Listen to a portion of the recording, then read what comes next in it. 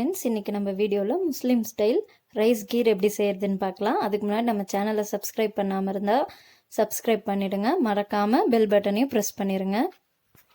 100 gram சீரக சம்பா அரிசி எடுத்து ஒரு 2 to 3 hours ஊற வச்சுக்கோங்க. அப்போ தான் உங்களுக்கு அரிசி வேகிறதுக்கு நல்லாயிருக்கும். இப்போ எப்படி செய்கிறதுன்னு பார்க்கலாம். ஒரு பாத்திரத்தில் நெய் ஊற்றிக்கோங்க. இந்த பாத்திரம் காரம் கலக்காத பாத்திரமாக இருக்கணும், இல்லைனா உங்களுக்கு பால் தெரிஞ்சிடும். இந்த நெய் நல்லா காஞ்ச அப்புறம் 2 ஏலக்காய், ஒரு லவங்கம் போட்டுக்கோங்க. 100 கிராம் அரிசிக்கு 1 லிட்டர் பால் சேர்த்துக்கோங்க. உங்களுக்கு இதை விட அதிகமாக வேணும்னா இதையே அப்படியே டபுள் பண்ணிக்கோங்க. பால் நல்லா கொதிக்கட்டும்.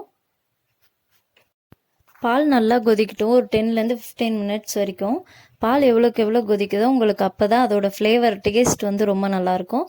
ஸோ பாலை நல்லா கொதிக்க விடுங்க.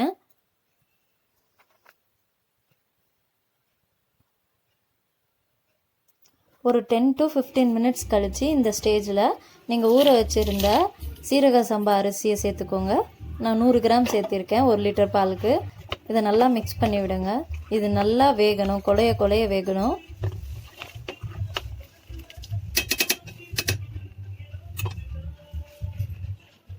உங்களுக்கு பார்த்தாவே தெரியும் பால் எவ்வளோ குறைஞ்சிருச்சுன்னு பாருங்கள். அரிசி வேகிறதுனால நல்லா உங்களுக்கு அரிசி நல்லா வேகணும். அரிசி 2ஆக உடையணும், அந்த மாதிரி நல்லா வேகணும்.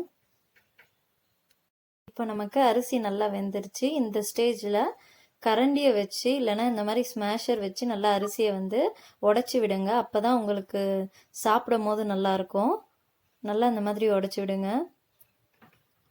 இந்த ஸ்டேஜில் கொஞ்சம் தண்ணி சேர்த்துக்கோங்க. ஏன்னா பாலெல்லாம் நிறைய இழுத்துருச்சு. ஸோ கொஞ்சம் தண்ணி சேர்த்து கொதிக்க விடுங்க.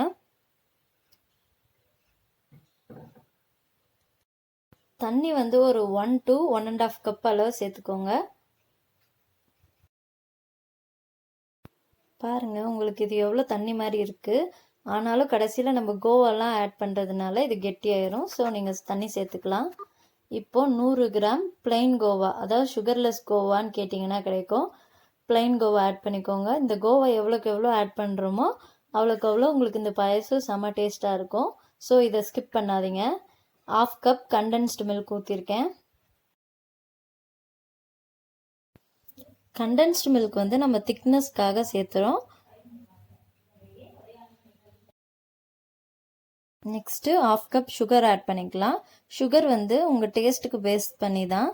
நீங்கள் அதிகமாக சாப்பிடுவீங்கன்னா நிறைய சேர்த்துக்கோங்க, கம்மியாக தான் சாப்பிடுவேன்னா கம்மியாக சேர்த்துக்கோங்க. சுகர் நல்லா சேர்த்துட்டு நல்லா மிக்ஸ் பண்ணி விடுங்க.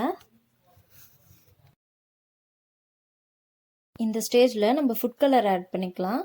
நான் எல்லோ கலர் ஆட் பண்ணுறேன். மோஸ்ட்லி எல்லா இடத்துலையும் இது எல்லோ கலர் தான் ஆட் பண்ணுவாங்க. ஸோ நீங்களும் எல்லோ கலரே ஆட் பண்ணிக்கோங்க. நிறைய ஆட் பண்ணிடாதுங்க ஒரே டைமில். கொஞ்சம் கொஞ்சமாக ஊற்றி மிக்ஸ் பண்ணி பார்த்து கலர் கரெக்டாக வந்துச்சுன்னா அதோட விட்டுருங்க. நிறைய ஆட் பண்ணிடாதீங்க.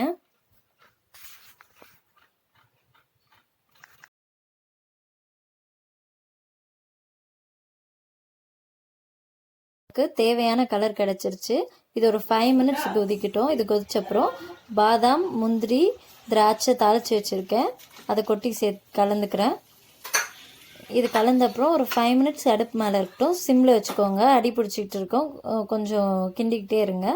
இப்போ நமக்கு சுவையான முஸ்லீம் ஸ்டைல் கீர் பாயசம் ரெடி. உங்களுக்கு பிடிச்சிருந்தா லைக் பண்ணுங்கள், ஷேர் பண்ணுங்கள், சப்ஸ்கிரைப் பண்ணுங்கள். மறக்காமல் பெல் பட்டனையும் ப்ரெஸ் பண்ணுங்கள்.